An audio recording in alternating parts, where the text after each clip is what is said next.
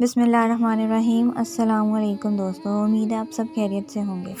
ایک لوہار کی ساری زندگی شیطانی کاموں اور گناہ میں گزری۔ پورے گاؤں لوہار کی حرکتوں کی وجہ سے تنگ تھا۔ ایک دفعہ اپنی دکان پر کام کر رہا تھا تو ایک بزرگ دوسرے بزرگ سے کہہ رہا تھا کہ اس لوہار کا کیا کریں، پورے گاؤں کی خاتون اس شیطان کی وجہ سے گھر سے باہر ہی نہیں نکلتی۔ دوسرے بزرگ نے کہا، جب اس لوہار کی اپنی بیٹی پیدا ہوگی اور کوئی اس کی بیٹی کو بری نظر سے دیکھے گا تب اس کو احساس ہوگا کہ عورت کی عزت کیا ہوتی ہے۔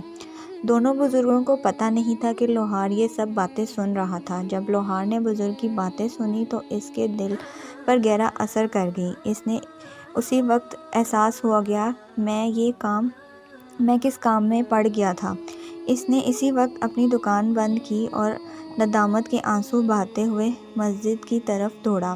اللہ سے اپنی غلطیوں کی معافی مانگی اور سچے دل سے توبہ کی۔ اب لوہار نے مسجد میں باقاعدہ نماز پڑھنا شروع کر دی۔ مسجد میں موجود نمازی اس کو غور سے دیکھتے اور مسجد کا امام بھی لوہار کو عجیب نظروں سے دیکھتا تھا۔ وہ جانتا تھا لوہار کی حرکتیں کیسی تھیں۔ سب کو اس بات کی حیرانگی تھی جو لوہار ایک وقت میں شیطان تھا جس کے ڈر سے محلے کی عورتیں اپنے گھروں سے باہر ہی نہیں نکلتی تھیں، وہ لوہار اتنا نیک کیسے بن سکتا ہے اور کوئی بھی نماز نہیں چھوڑتا۔ کچھ تو ہوا ہے جس کی وجہ سے اتنی تبدیلی آئی ہے۔ انہیں شک ہونے لگا، دال میں کچھ تو کالا ہے۔ اس کو یوں اچانک نمازی اور پرہیزگار بننے میں ضرور کوئی نہ کوئی چال ہے، یا پھر اس کا کوئی مقصد چھپا ہوا ہے۔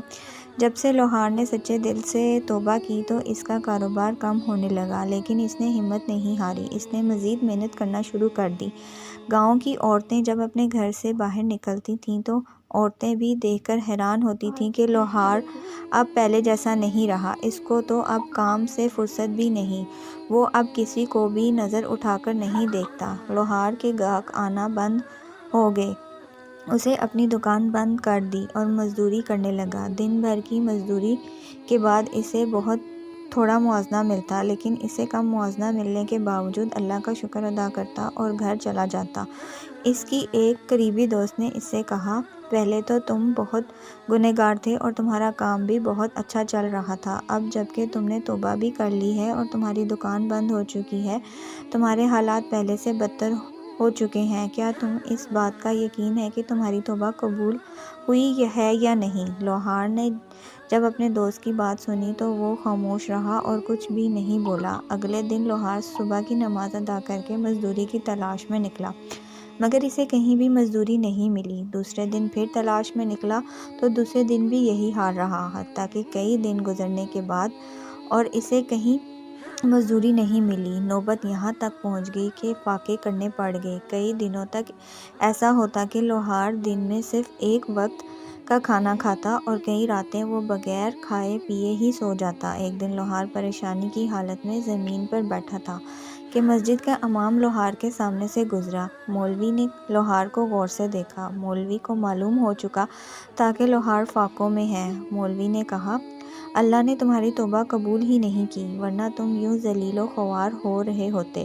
لوہار نے مولوی کو اپنے ساتھ لیا اور اپنی دکان کی طرف چل پڑا۔ مولوی چیخ رہا، مجھے کیوں لے جا رہے ہو؟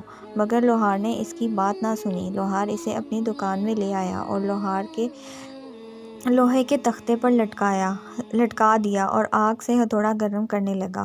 مولوی ڈر گیا اور کہنے لگا، مجھے چھوڑ دو۔ لوہار نے کہا، بے فکر ہو جاؤ، میں تجھے کچھ نہیں کہوں گا، میں تجھے یہاں کچھ دکھانے کے لیے لایا ہوں۔ میری دکان پر گاہک بے ڈنگ لوہا لے کر آتے ہیں۔